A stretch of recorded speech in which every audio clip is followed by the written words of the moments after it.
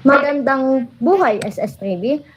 Leslie, maaari mo bang panguna ng ating panalangin? Umuko tayo at tayo manalangin. Maraming salamat po sa araw na ito, Panginoon. Gawayan niyo po kami sa aming gawain, lalo na po si Ate Jen. Sana po makaraos siya na maayos sa kanyang pagdedemo. Patawarin niyo po kami kung ano man po ang aming mga nagawa. Kayo na pong bahala sa aming lahat ngayon. Ayun lamang po, Panginoon. Amen. Class, bago tayo magsimula, papaalala ko lamang na mayroon tayong panuntunan sa klase na kailangan nating sundin. Mark, maaari mo bang pakibasa ito? Panuntunan sa klase. Sundin ang mga tagubilin ng guro, unawain at igalang ang bawat kaklase, nakikinig ng mabuti sa oras ng talakayan, disiplina ang pairalin sa loob ng silid-aralan, itaas ang kamay bago magsalita, nananatiling malinis at maayos ang kapaligiran. Class, si ma'am nakapanood ng balita. Sino dito ang makakapagbahagi kay ma'am nang nakapanood ng balita? Maaari bang magtaas ng kamay? Trisha? Ayan po, magkakaroon daw po ng 3 days transport strike, yung transport group na Manibela dahil po sa patuloy na pagtaas po ng kasunduan. Tama mo, class. Dapat manood tayo ng balita para nalaman natin kung ano na yung sitwasyon ng mundo natin ngayon, class. Class, bago tayo magsimula, may nanda akong isang aktibidad na tatawagin nating Gesto Civilization. Maaari bang pakibasa ang panuto? Paulo? Panuto, magpapakita ang guro ng larawan ng artifacts o maikling paglarawan ng isang kabiasnan, Olmec, Maya, Aztec, o Inca. Subukan ng mga mag-aaral na hulaan kung aling kabiasnan ang ipinapakita. Bawat tamang sagot ay makakakuha ng isang puntos para sa tatawagin ng guro kung sino ang sasagot. Matapos ang lahat ng larawan, tatalakayin ng guro ang sagot at kaalaman tungkol sa bawat kabihasnan. Naunawaan ba ang panuto, class?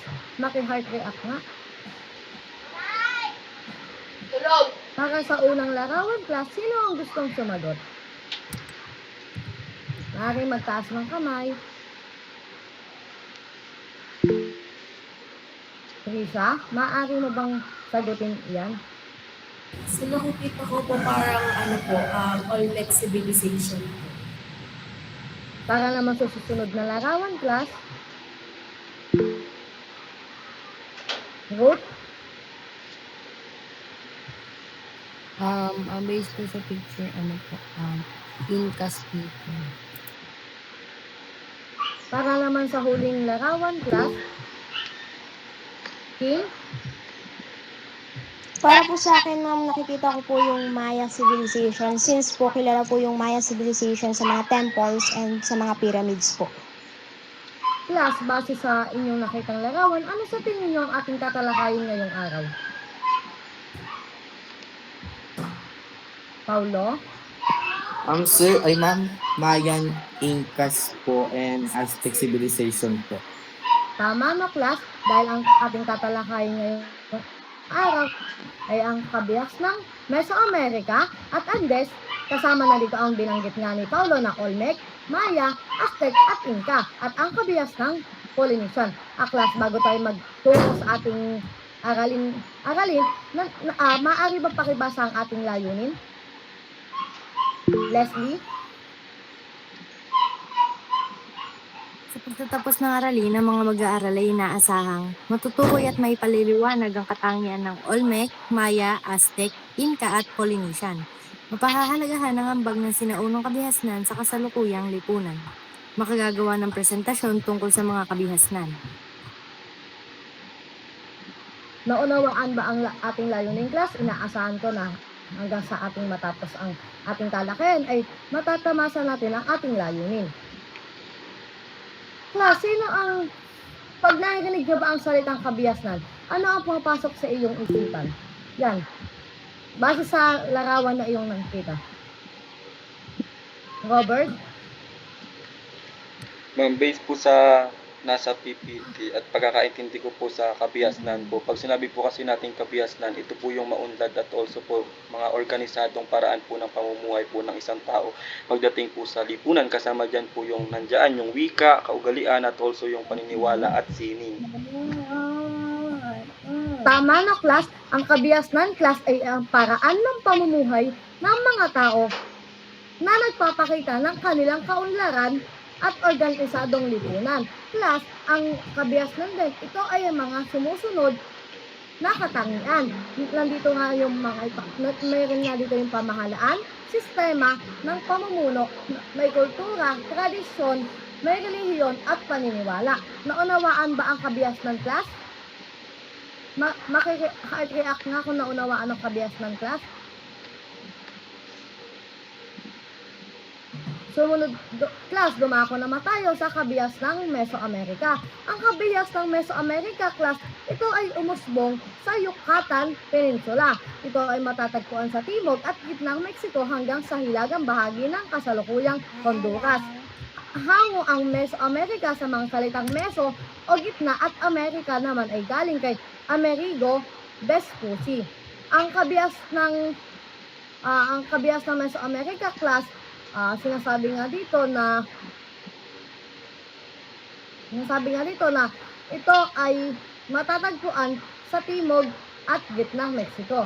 Naunawaan ba ang kabias ng Mesoamerica, class?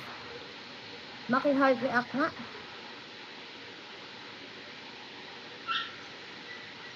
Ngayon, class, dumako naman tayo sa mapa ng kabias ng Andes. Makikita natin dito sa larawan, class, ang kabias ng Andes ay tumutukoy sa mga sinaunang kabiasnan na umusbong sa rehiyon ng Andes. Andes Mountain sa timog Amerika, lalo na sa bansang Peru. Ang kabias ng Andes naman, class, ay ang maunlad at organisadong pamumuhay ng mga tao sa Andes na may sariling sistema ng pamahalaan, kultura, relihiyon at teknolohiya. Matatagpuan ito sa bulubundukin, class, na lugar, yung Andes Mountain. Gumagamit ng terrace farming para sa pagsasaka, may mahusay na sistema ng daan at komunikasyon. Kilala sa mga estruktura tulad ng Machu Picchu. Naunawaan ba ang kabias ng Andes, class? Mag-heart react nga tayo, class. Yan. Class, ngayon naman dumako tayo sa sinasabi ni Paulo kanina ng Maya, Aztec at Inca civilization. Yan. Ang Olmec, class, ay tinaguri ang ina ng kabiasnan sa Mesoamerica. Sila ang unang umunlad na sibilisasyon sa rehiyon ng Mexico at kilala sa kanilang malalaking ulo na bato at maagang sistema ng kultura at relihiyon. Ang Maya naman, class, ang Maya ay isang sinaunang kabihasnan na kilala sa kanilang mataas na kaalaman sa astronomiya, matematika at pagsusulat. Nakagagawa sila ng kalendaryo at mga piramid sa gitnang Amerika. Yung Aztec naman, class, ito ay isang makapangyarihang imperyo sa Mexico bago dumating ang mga Espanyol. Kilala sila sa kanilang organisadong lipunan, digmaan at kabisera na tinatawag na Tenochtitlan. Yung last naman, class, ang Inca. Ang Inca naman, class, ay isang malaking imperyo sa Timog Amerika or tinatawag na ito yung Andes. Kilala sila sa mga mahusay na sistema ng kalsada, agrikultura, sa kanila din yung hagdang-hagdang sakahan at pamamahala kahit walang nakasulat na wika. Naunawaan ba yung apat na sinabi ni Ma'am, class? Maki-heart react nga. Para naman sa huli nating pagtatalakay ng galing, dumako naman tayo sa kabias ng Polynesian. Yan. Yung makikita natin sa mapa, nandiyan yung tatlo. Yung Micronesia, Polynesia, at Melanesia. Yung kabias ng Polynesia naman, class, ay tumutukoy sa mga sinaunang pamayanan na umusbong sa mga isla ng Polynesia sa kakagatang Pasipiko tulad ng Hawaii, New Zealand, at Samoa. Ang kabias ng Polynesia naman, class, ay isang sinaunang kultura sa mga isla ng Pasipiko na kilala sa kanilang galing sa paglalayag, malalim na paniniwala at mayamang tradisyon. Uulitin ko, class, ha? Ang kabias ng Polynesian ay tumutukoy sa sinaunang pamayanan bago umusbong yung umusbong sa mga isla ng Polynesia sa karagatang Pasipiko. Naunawaan ba, class?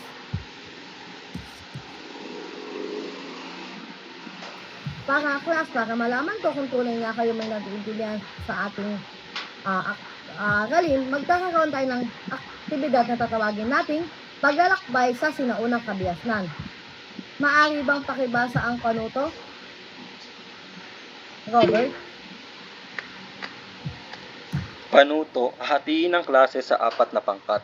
Bawat pangkat ay bibigyan ng kabiasnan. Unang pangkat ay ang Olmec, pangalawa ang Maya, pangatlo ang Aztec, at ang panghuli naman ay Inca. Gumawa ng presentasyon gamit ang alinman sa mga sumusunod: PowerPoint, roleplay, or dula-dulaan. Mayroon lamang kayong 3 minuto para maghanda at 3 minuto din para sa presentasyon.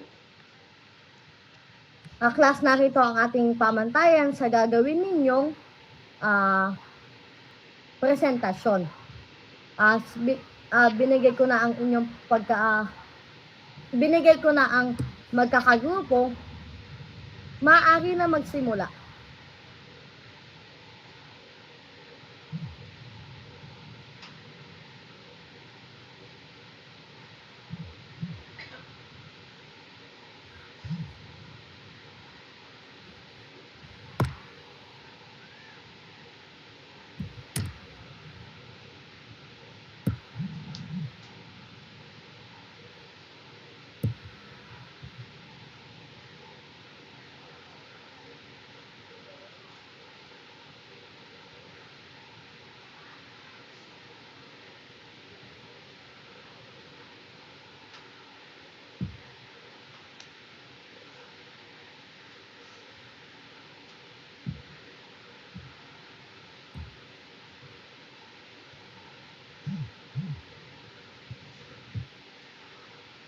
Meron na naman kayo 15 segundo, class.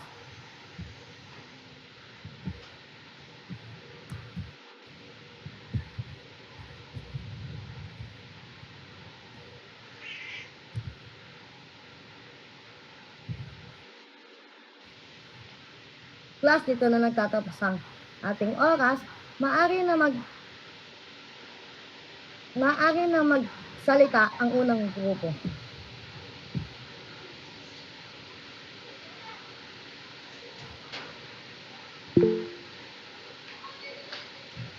Ma'am, ready na po yung sa Aztec civilization po.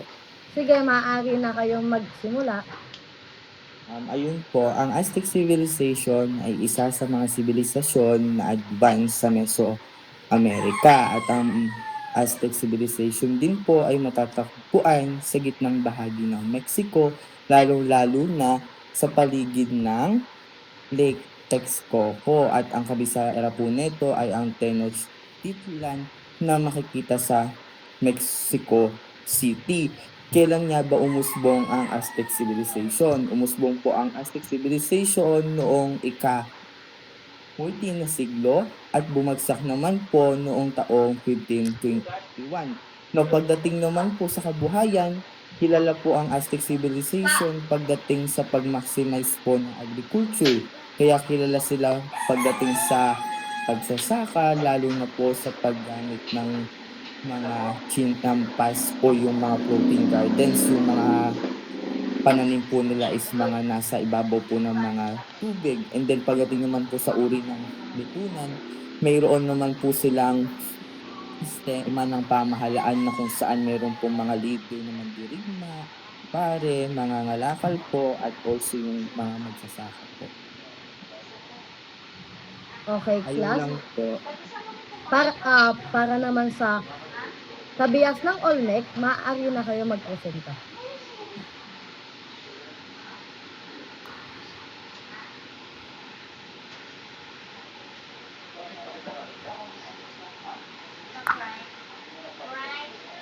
Sino ang tapos na? Maaari na magpresenta. So, yung Olmec Civilization po ay isa sa mga naunang kabiasnan mo sa relihiyon ng Mesoamerica na umusbong bandang 1,200 before Christ era hanggang 400 before Christ era sa kasalukuyan no ng bahagi ng Mexico. So tinatawag sila no na Mother Civilization dahil naka-impluwensya sila sa mga sumusunod na kultura tulad ng Maya at Aztec.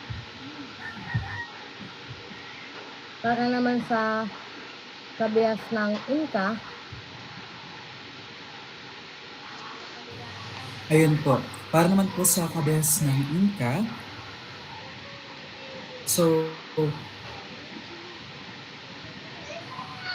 ayun po, para po sa kabias ng Inca, ang Inca ay isang makapangyarihang sinuunang sibilisasyon po sa musbong sa area ng South America.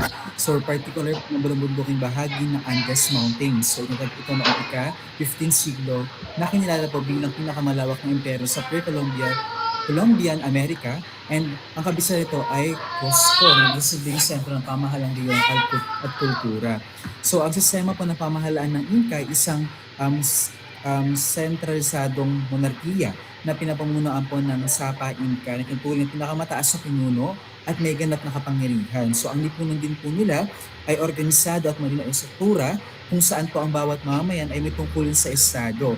Isa rin po dito sinasagawa din po nila yung pagbubuwis at sinasagawa nila po yung pagbubuwis sa pamamagitan po ng nita, kung tawagin o sakritang paggawa na ginagamit sa pagtatayo ng mga kalsada, gusali at iba pang mga proyekto po sa pamahalaan.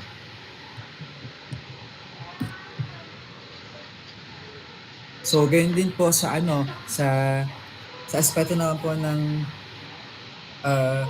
bali po sa kabuuan, po sibilisasyong Inca po ay nagpapakita ng mataas at antas organisasyon sa pamahalaan po. So, sa kahusayan po ng enerhiya at epektibong pamahalaan ng likas na yaman ay naging dahilan ng kanilang mga tagumpay bilang isang imperyo po sa panahon po nila. Yun lang po, maraming salamat po. para naman sa huling grupo, ang kabias ng Maya. So, ayun po, good afternoon, ma'am. So, yung Maya civilization po is highly developed po siya, nakabiasnan sa Central America, and lalo-lalo na po sa mga areas ng Mexico, Guatemala, Belize, and Honduras po. So, umusbong po siya dahil nga sa strong agriculture system na meron sila, and organized din po yung mga city-states na meron sila. And also, maayos din po yung pamamahala and na nagpatatag ng kanilang lipunan. So yung pinaka sentro po, yung yung point po ng mismo civilization dito is kilala po sila sa pagiging advanced nila sa astronomy, sa mathematics, sa science. Kaya dito po kaya na nila mag-observe pa ng mga stars. So dito po yung mga seasons, nag-observe sila ng seasons, ng eclipse, and naging basihan po nila yon sa kanilang accurate calendar system na ginawa po nila. So bukod dito, gumawa rin po sila ng mga malalaking pyramids and temples na which is yung kilala talaga sila dito sa mga pyramids and temples, and gumagamit din po sila ng sarili nilang writing system, which is yung hieroglyphics. Ayun lang po, ma'am. Thank you po. Ang husay nyo class, no? Ang unang grupo, ikalawa, ikatlo, at ang huling grupo ay nakakuha, halos lahat kayo ay nakakuha ng 20 puntos. Class, may tanong lamang si ma'am, ano yung sa tingin nyo, kung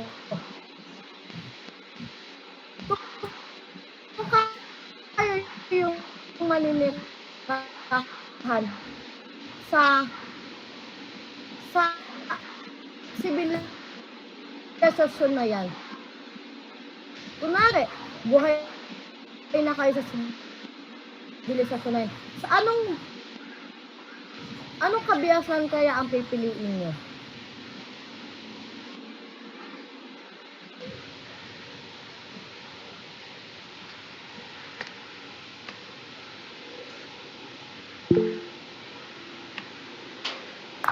Kim? Ma- So, para po sa akin yung Maya civilization po, since nabanggit ko nga po kanina sa reporting na yung Maya civilization po is highly agriculture po yung ano nila, yung pamumuhay nila. Kaya po, kung dun po ako titira, feeling ko po hindi po ako mahihirapan mamuhay doon since nga po highly developed po yung agriculture nila, yung sciences nila, yung mathematics nila, and may writing system na po sila. So, yun lang.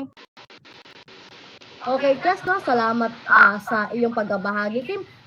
Alam ko nga na may natutunan kayo sa ating talakayan ngayon. At dito na nagtatapos ang ating talakayan ngayong araw. Maraming salamat.